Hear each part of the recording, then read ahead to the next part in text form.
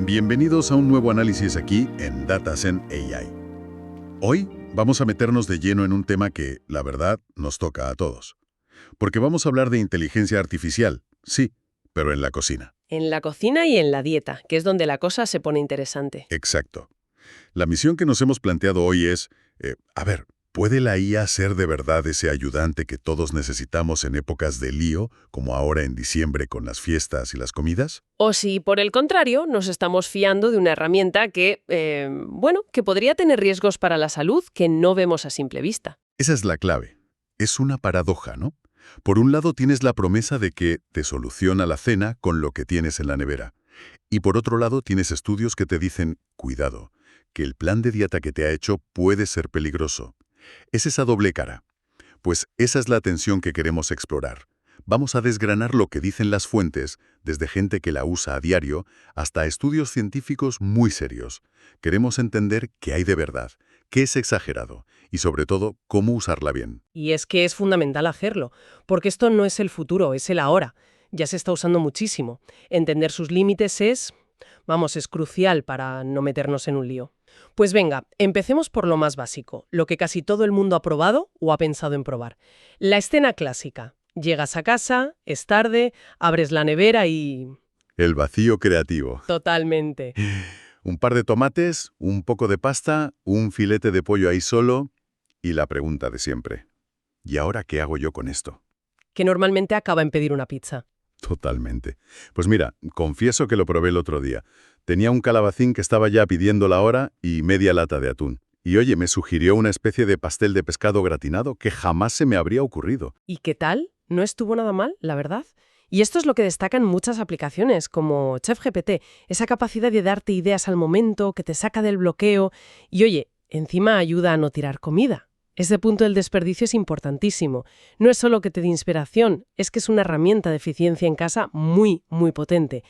Pero lo fascinante aquí no es la magia. No, claro. No es que la IA sea un chef, es entender de dónde saca la idea. Claro, no hay un arguiñano dentro del móvil. ¿Cómo va entonces? Pues imagínate que ha leído, que ha procesado millones y millones de recetas de Internet, de libros, de blogs de todo el mundo. Cuando tú le dices tomate, pasta, pollo, no inventa nada. Busca patrones. Exacto. Busca los patrones más comunes que conectan esas palabras en su base de datos gigante. Y la calidad de lo que te sugiere depende por completo de la calidad y, sobre todo, de la diversidad de esos datos con los que ha aprendido. Ah, eso es un punto clave. O sea que si solo ha leído recetas de, no sé, de cocina estadounidense, sus ideas van a ir siempre por ahí, ¿no? Precisamente. Para que una IA te sugiera una buena paella o un gazpacho con sentido, necesita haber sido entrenada con cocinas de todo el mundo. Si no, sus propuestas van a ser muy limitadas, muy anglosajonas. Y no se queda solo en eso, en crear la receta. Hay gente que va mucho más allá, destacando su adaptabilidad. O sea que puedes coger una receta y decirle... Modifícala. Sí, hazme esta lasaña vegetariana, o quítale los lácteos a este postre, o, algo que en diciembre viene de perlas, dame una versión de este guiso que se haga en menos de 15 minutos. Esa flexibilidad es un cambio total. Antes, para hacer eso necesitabas saber de cocina, ahora la IA te hace el trabajo de reajustar todo. Y si a eso le sumas que te puede hacer el plan de comidas de la semana. Y la lista de la compra. Y la lista de la compra, que hay apps que hasta te la ordenan por pasillos del supermercado. O sea, estamos hablando de un auténtico ayudante de cocina digital. Pero claro, esto de organizar la despensa es solo la punta del iceberg. El gran salto es cuando la gente empieza a usarla, no como chef, sino como dietista. Y ahí es donde la conversación se pone, mucho más compleja. ¿Y delicada? Muchísimo más. Porque ya no hablamos de una receta, que el riesgo es bajo. Hablamos de un consejo que afecta directamente a tu salud. Y ahí las reglas del juego cambian por completo. Totalmente. Hay muchísimas fuentes que describen cómo usar prompts, o sea, instrucciones muy concretas en ChatGPT para crear planes para perder peso. Sí, del tipo, soy un hombre de 30 años, quiero perder peso y soy alérgico al gluten. Créame un plan de 1800 calorías, exacta, y te saca un menú detallado para toda la semana. La promesa es esa, tener un dietista a medida en el bolsillo. Sí, a primera vista suena genial, pero esa palabra a medida es la que me preocupa un poco. Porque lo que estos modelos llaman personalización a menudo es superficial. ¿De verdad te ajusta las calorías si le dices que has corrido 10 kilómetros o te da un plan genérico? Esa es la gran pregunta. Para darte ideas, parece fantástico. Puedes pedirle alternativas saludables para platos de Navidad o ideas para una cena completa por menos de 20 euros. La capacidad de respuesta es increíble, pero ¿hay pruebas de que estos planes sean sanos y seguros?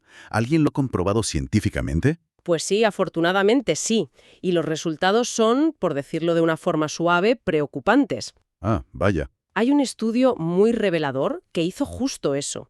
Un equipo de investigadores le pidió a ChatGPT-4 que creara planes de dieta para perfiles de personas ficticias con diferentes sobrepeso, actividad física, y luego compararon esos planes con los que habrían hecho dietistas profesionales. ¿Y qué pasó? Me imagino que no todo bien. Lejos de eso, el primer gran problema, los micronutrientes. Muchos de los planes de la IA eran deficientes en cosas clave como el calcio o la vitamina B1. O sea, cumplían las calorías, el macro, pero fallaban en lo pequeño, en lo esencial. Vaya. Y segundo, y esto es muy serio, los planes solían ser altísimos en grasas saturadas. Superaban de lejos el límite del 10% que recomienda la OMS, algo que un dietista humano jamás pasaría por alto. O sea que la personalización es más bien una ilusión. ¿Se fija en el número de calorías y poco más? En los modelos estándar que probaron, sí. No ajustaba bien los planes. Le daba casi lo mismo a una persona sedentaria que a una activa. Pero el problema que a mí me parece más desconcertante que reveló el estudio fue la inconsistencia. Inconsistencia. ¿A qué te refieres? Pues que los investigadores le hicieron la misma pregunta para el mismo perfil, pero en días diferentes, con semanas de diferencia. Y la IA daba respuestas distintas, a veces contradictorias. No puede ser. Sí. La consistencia es la base de cualquier dieta. Si tu dietista te cambia las reglas cada vez que le preguntas, es imposible seguir un plan coherente. ¿Y seguro? Y claro, si a esto le metemos una alergia, el riesgo se dispara, se multiplica. Otro estudio se centró justo en eso, en dietas para gente con alergias. Y la conclusión fue tajante. Aunque ChatGPT suele ser preciso, tiene el potencial de generar dietas dañinas. Un pequeño error en una porción, en las calorías, o peor, que se le cuele un alérgeno, puede tener consecuencias muy serias. Entonces, el resumen de los estudios es bastante claro. Para ideas en la cocina, genial. Para gestionar tu salud, mucho cuidado. Exacto. Tenemos una herramienta súper potente, pero con puntos ciegos muy peligrosos. Entonces la pregunta es, ¿qué hacemos? ¿La descartamos para temas de salud o hay alguna forma de usarla con seguridad? Ahí está el equilibrio que hay que encontrar. No se trata de demonizarla, sino de entenderla y usarla con cabeza. De hecho, las propias fuentes que la promueven ya te dan pistas. ¿Y cuáles serían esas buenas prácticas? Las reglas de oro. La primera, y la más importante, es un cambio de mentalidad. Hay que usarla como un asistente, no como un médico. Es para darte ideas, un borrador, un punto de partida. Nunca es un diagnóstico ni una receta médica. Vale, eso es fundamental. La segunda regla, verificar siempre. No te fíes a ciegas de las calorías que te dice. Usa esos menús como inspiración y luego mételos en una app de nutrición de confianza para contrastar los datos. Y la tercera regla, supongo, es la más analógica de todas. Sentido común. Escuchar a tu propio cuerpo, ¿no? Absolutamente. La IA no sabe si tienes hambre, si tienes energía, cómo te sienta un alimento. Sus recomendaciones son una guía, no una ley.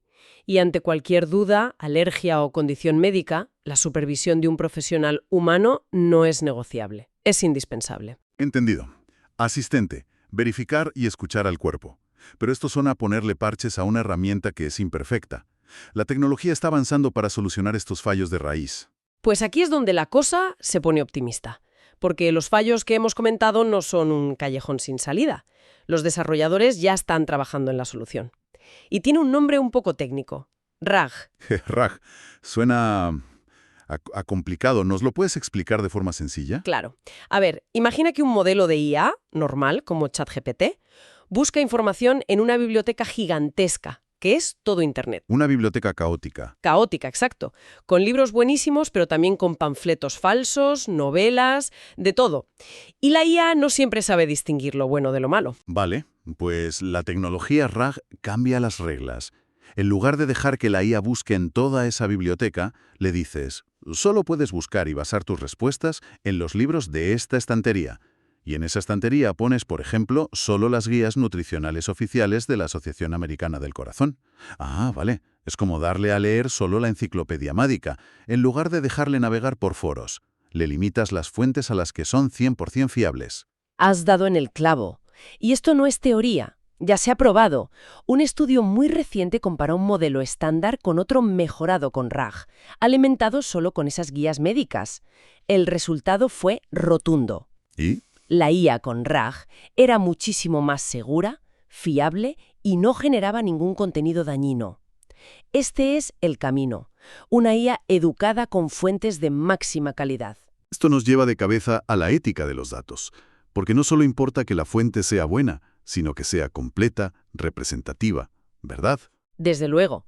Para evitar sesgos, no basta con darle guías médicas. Esas guías deben basarse en datos que incluyan a todo el mundo.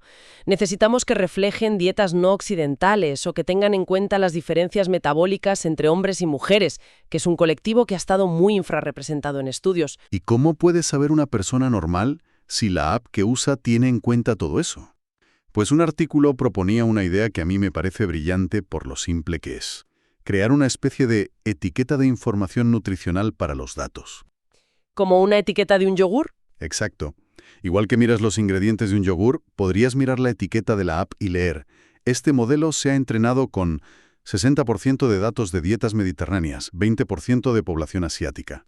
Fomentaría una transparencia radical y te permitiría saber con qué se ha construido la herramienta que usas. Sería un paso de gigante, desde luego. Vale. Si tuviéramos que resumir las ideas clave de hoy, ¿con qué debería quedarse la gente que nos escucha? Pues yo diría que hay 3 puntos. El primero, que para la organización del día a día en la cocina, la IA ya es una revolución. Para inspirarte, planificar y no tirar comida, es una aliada fantástica. De acuerdo. El segundo punto, diría yo, es que para la salud en general, para buscar ideas de recetas saludables, también es una herramienta muy potente. Pero, y aquí viene el gran pero, El tercer punto, sí. que para dietas por motivos de salud concretos, perder peso, alergias, enfermedades, hay que usarla con muchísima precaución, siempre como un complemento y nunca, nunca, como un sustituto del consejo de un médico o un dietista. Exacto. Y si me permites, me gustaría lanzar una reflexión final. Adelante. A medida que estas IAs se vuelven expertas en la ciencia de la nutrición, los gramos, las calorías, los micronutrientes, el verdadero reto será enseñarles el arte de la comida. ¿Cómo le explicas a un algoritmo lo que significa una cena de Navidad? O el confort de un plato de tu abuela, o la alegría de compartir una comida. La próxima frontera no es la información, es el contexto humano. Una reflexión muy potente para cerrar. Muchísimas gracias por acompañarnos en este análisis. Podéis encontrar un resumen de todo lo que hemos hablado y los enlaces a los estudios en datazen.toppodcast-AI11. Si os ha parecido útil, haced clic en el corazón que encontraréis debajo del artículo. Y por supuesto, no olvidéis suscribiros para no perderos el próximo análisis. Hasta pronto.